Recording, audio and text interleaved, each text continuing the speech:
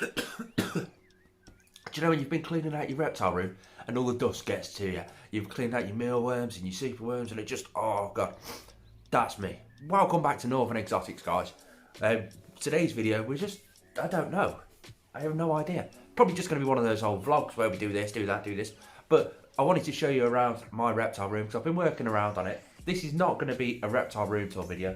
That's going to be coming out soon. You know when you just go around and you clean out your reptile room and then it looks fairly clean and you can go along with it.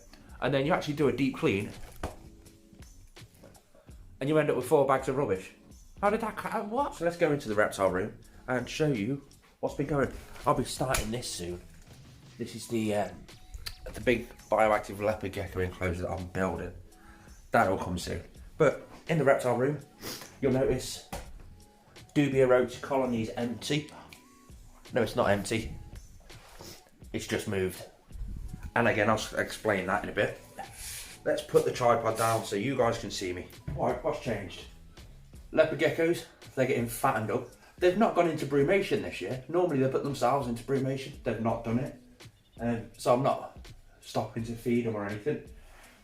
Yes, they're the breeders, but I don't really care. You'll notice down on the floor, all of the baby leopard geckos, they're all gone. They've been sold. So I suppose you could say this is the true end of my breeding season for the leopard geckos. They're all sold. They've gone to their new homes and so on and so on.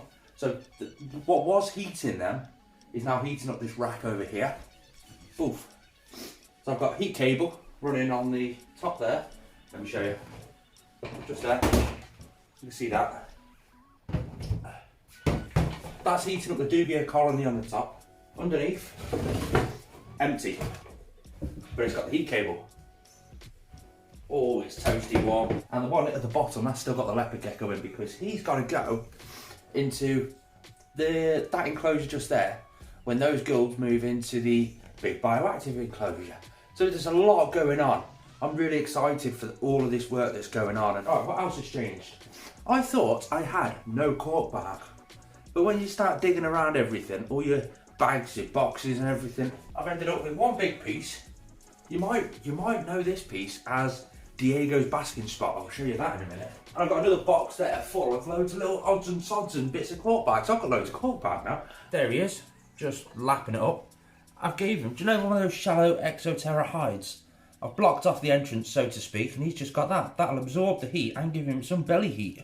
So yeah, there's loads of little changes going on. I really can't wait to film and record a proper full reptile room tour for you guys. Over there, I've got the Scolopendra Black Flame. That was over here, on there, the sticking sex. We have got, right, you're stood on. 2 years ago, I went out and picked up 4 tubs of these for leaf litter. That's all we've got left, half a tub. I go through leaf litter like there's no tomorrow. This tub is full of a bioactive substrate loaded with isopods and springtails and just anything and everything, because substrate always comes in handy. Oh, Mac's out. There he is. Can you see him? Let's pop it open and say hi to him, shall we? Hello, everybody. He's got fed last night, so he's probably just basking away on his heat mat, 'cause that's heated up that side. But it's amazing how many little odds and sods that I found. Like I say, this is full of cork bark, as you can tell. This has got my millipede in it. That's my bigger cork. Ah! I fell over. That's my biggest piece of cork bark, which that'll probably go in the girls' enclosure when I build that. This is all full of water bowls and little bits and odds and sods. They always come in handy on breeding season, so I've always got loads of them lying around. I also found a couple of spare bulbs as well. I really need to start cleaning out my reptile room and I deep clean a lot more often. But you may have even noticed a difference from this shot just here. This is my normal sort of talking head studio shot. Can you notice a difference? Point it out if you can, stick it in the comment section below, and I'll let you know if you're right at the end. It's a mistake that I made that 2 people have pointed out to me, so I had to get it sorted. Can you spot it? Heard me mention on a couple of times the bioactive leopard gecko build. That's this one just here, 2 females in there, 4 foot by 2 foot by 2 foot. It's gonna be absolutely stunning. It's a massive project, full background. The only thing that was putting me off with this build was the substrate. I couldn't find a proper nice, perfect substrate for me. I've used the Arcadia Earth Mix Arid. Everyone keeps telling me I should use that, but I've used it before. I used it all last season, and it's not for me. No bashing it or anything, but I wanted a light colour and I wanted loads of other things. It gets very, very dusty, and when you go to water the plants, it just puddles on the top, and I just couldn't get to grips with that. I needed to find a substrate that was light in colour, because their natural substrate in the wild is quite light, and so I wanted a light one. It just reflects light and it just does a lot more having a light coloured substrate. I didn't want it to be too loose like sand, because we all know how bad sand can be. Yeah, just stay away from sand. But I wanted it to be quite firm on the top layers, but still be able to plant grow, because I want live plants in there. It literally took me 6 months to figure out the perfect substrate for it, and I can't wait to order that. Now, that's the closest I'm going to get to the natural habitat. It's going to have a full background, but not just a background like Diego's where it's on the back. It's going to be full wraparound sort of background, loads of hides, loads of rockwork, live plants. It's going to be absolutely amazing. But then that has raised other questions, like the basking spot temperature. Do I make the basking spot temperature the 90-92 degrees Fahrenheit in the hides, or on a basking spot on top of the hides? Because there's going to be layers of hides, and that's something I'm looking into. Again, if you know anything, stick it in the comments below. But there is some problems I've got to sort out with this. First problem, it's going to have a full background. I've got to build the full background, so if you want to see that video, hit subscribe. But I've got the 4 Viv Exotic vents in the back. There will be no ventilation if I cover them up. So I've got to add added ventilation. That's where these things come into play. And this thing, now it's weird, this is like 6mm, too small for these, so I've got to have to jam it in and stuff like that. But they'll do the job perfectly fine, but they're going to have to go in the sides, in an area where I've got to add the ventilation. It's just getting the correct ventilation to get the correct flow, so there's no stagnant air inside. That is quite a challenge on its own. As I say, fully bioactive. We've got UVB going in there. We've got to get the glass scrubbed. So Exoterra have kindly sent me this stuff to play around with, their terrarium glass cleaner. This is quite cool. I've used it in the past, so it'll be interesting to see how it does with this, because this glass is absolutely minging. I'm going to have to seal that whole enclosure, because you have to seal any enclosure that's bioactive. You just have to. I'm still looking into whether I'm going to need a drainage layer. If you guys know anything about that, stick it in the comments below. But I'm talking far too much about that. You'll see that in future videos. Should we see if Hugo wants to come out for a stretch? So there's Hugo, and loads of people have said, hello mate, how have I tamed Hugo? And I really haven't, to be fair. You're going to get off the glass so I can open it, mate. You can come out if you want to. I will only ever let Hugo out if he wants to come out. At the minute, his toenails are down here on the glass. You're going to come out, mate. Look, there's me knee. Look at that, guys. Now, he got fed earlier, so I'm hoping he doesn't want food. He's probably come out and thinking, uh-oh. And realising there's no actual food here. I'm not touching him, I'm not harassing him. But I'm making it so he can come out of his own accord, if he wants to. And this is just the way I work it. And it's a confidence build over time. So I've not done any specific tricks. I would like to get into target training. You going back in, mate? He realised I wasn't food and he thought, no, I'm going back in. Oh, no, you're coming out. You can see his tongue flicking loads. That's him smelling the area, because he doesn't often come out that much. But like I say, he's here. He can come out if he wants to. And if he doesn't have to. I must admit, Hugo is one of those creatures I absolutely respect wholeheartedly, 100%. I know the damage he can do. I know to do everything on his terms, and just totally 100% respect him. If I respect him, I'm going to get the respect as well. You might remember when I first got Hugo, he's whipping, he's hissing, he's puffing himself up.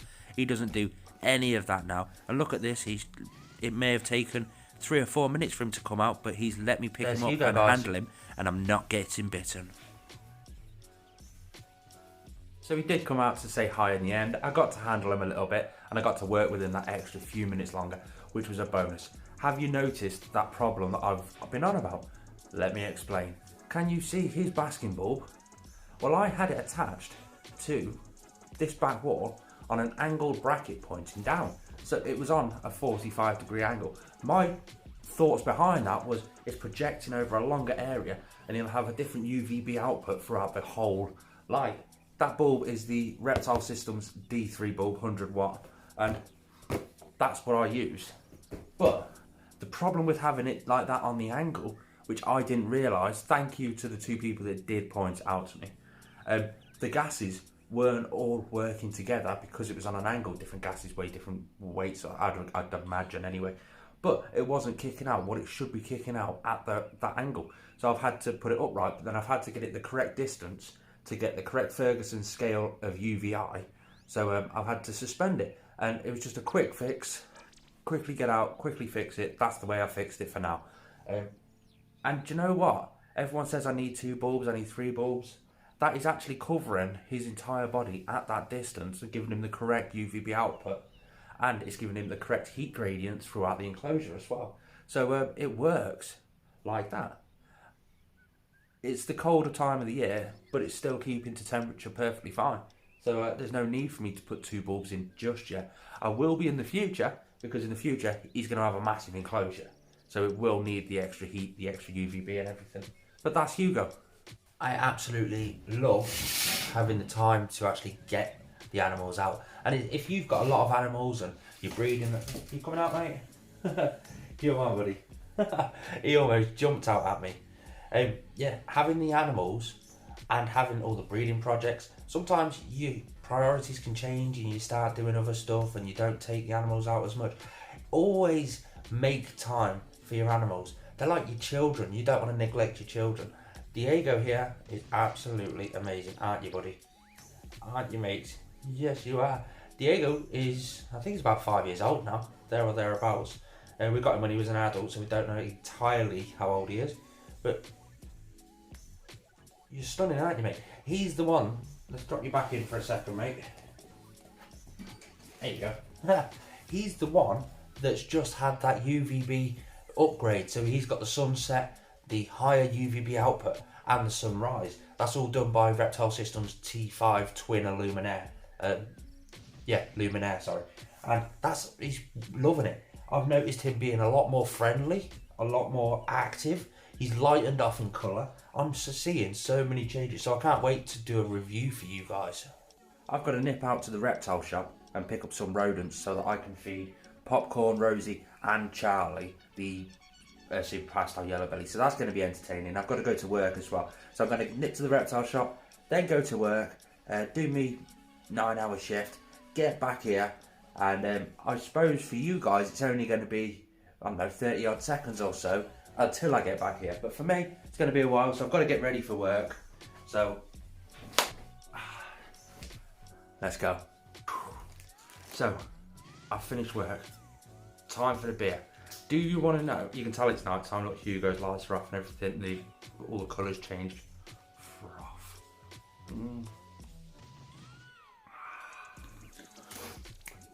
You can tell it's been cold because I went to the reptile shop at around about 10 o'clock this morning. Currently, it's 9 o'clock at night. The rodents have been in the car all day. Got large and a medium. They're still frozen solids.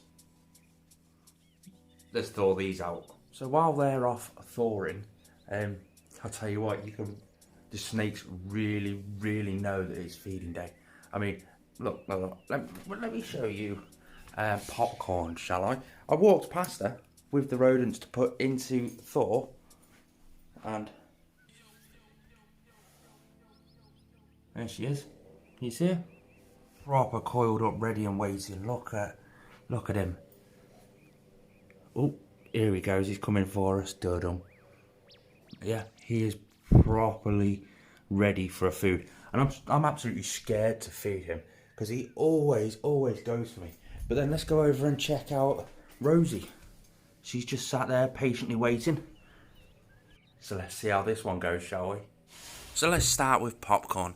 Now every time I feed Popcorn, he always goes for my hand. So this time I've heated up the head of the rodent just so his heat bits can pick. Oh, there we go. He didn't get me. Look at the nuts on that rat. Let's move over to Rosie.